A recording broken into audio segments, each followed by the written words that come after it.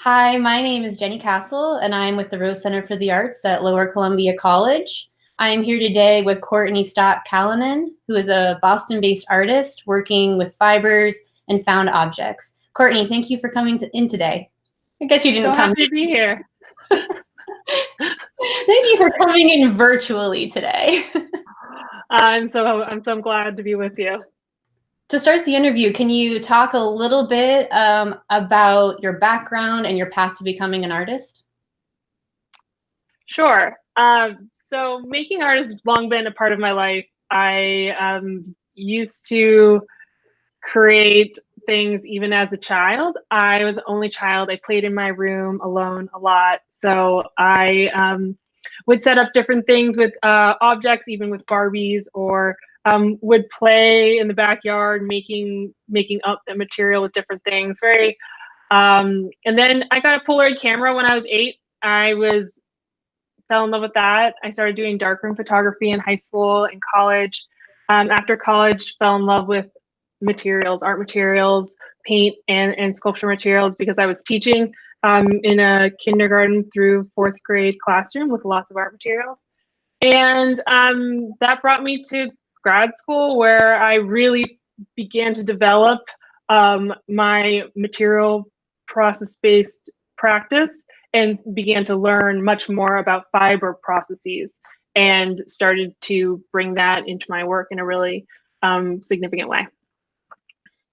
That's great. So you've always been a maker, and you found a way to meld your creative practice into your daily life.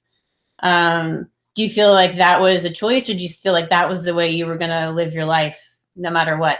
I have a million ideas every day, and there's only a fraction of them that I can actually take as serious ideas because I only have so much time. But I think that's where my inspiration to make art comes from. It's from the condition of being alive, the condition of being human, and all the experiences that entails, and all the different materials and objects and other people and systems and nature that one encounters living as a human right now. So that leads into my next question. We're living in a weird time right now where we're feeling pretty isolated, and I think artists make alone a lot of the time, but you're not able to interact with the world in the same way that you were a month ago. So how are you finding inspiration and new ideas, especially during a time when you feel like your life is a little bit restricted day to day? I'm finding my practice to truly be my refuge right now. I had some works going on before COVID forced us all home. And I've continued working on those pieces. It's actually the additional time has given me opportunity to work on more ornate, time-consuming processes. And there's something about that that feels really grounding for me, both the engagement with my hands and the materials, and then also just the slowness. I've been doing a lot of beading. It's very slow. It's very meditative. I finally got a sewing machine, which I was very excited about, and am learning how to use it. So wanting to use it both to make masks, but also just in my practice in general. So that's been exciting. And my practice sort of thrives with solitude, to be honest. The more hours I have to spend, the better. The less distractions, the better. The more time I have to get lost in my head and be immersed in my practice. I think that's where my strongest work comes from. A lot of artists find inspiration when they look at work of other makers. Are there any artists or other creative people and works that inspire your work, either when you were a young artist in your practice or currently? Yeah, absolutely. I'm really, really enamored with Loie Hallowell's paintings.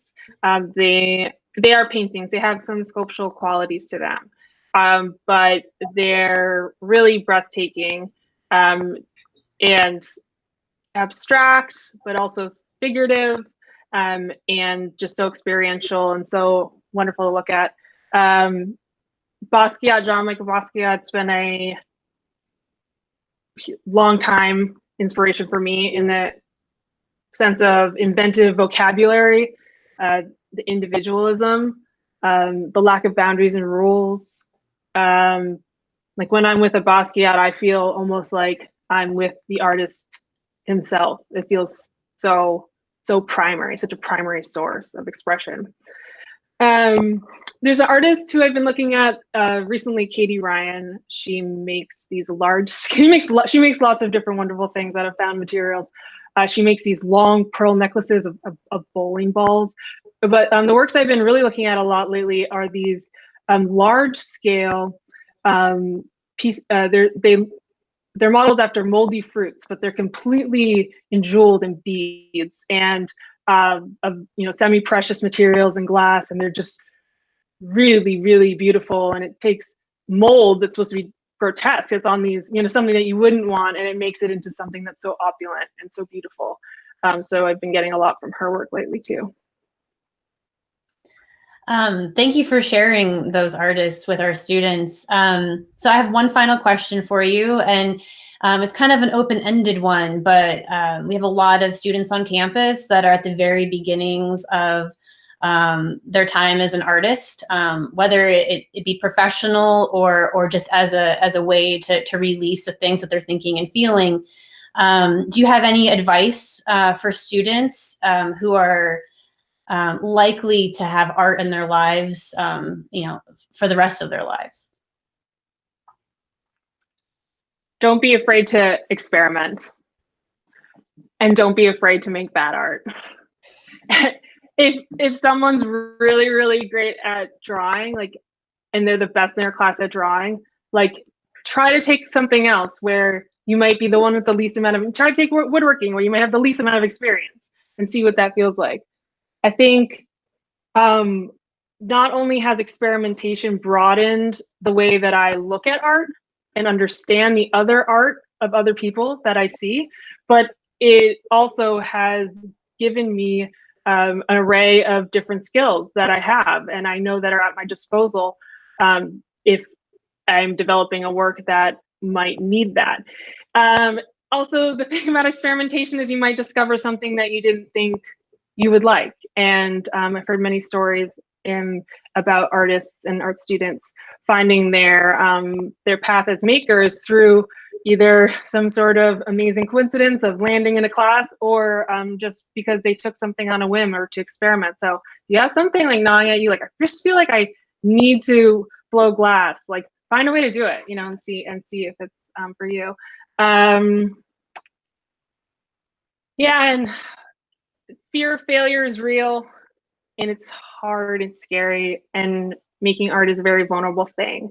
And so as much as possible, remembering that, your work and criticism of it can be a healthy thing. It's okay for somebody to not like your work.